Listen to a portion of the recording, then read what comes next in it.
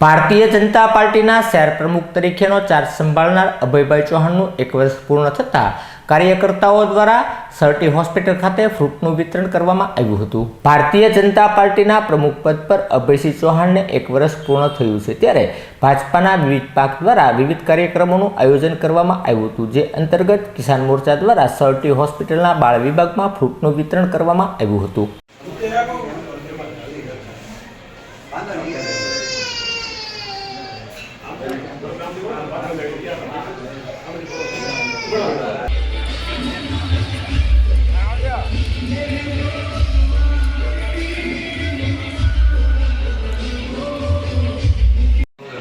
बाकी आप भी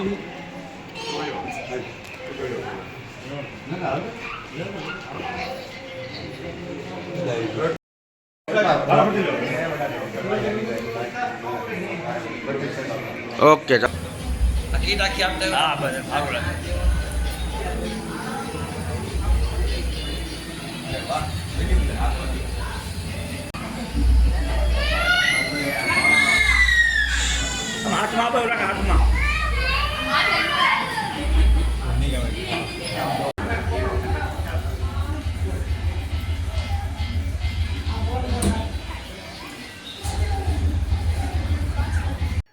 નરેન્દ્રસિંહ ગોયલ શહેર ભાજપ ઉપાધ્યક્ષ।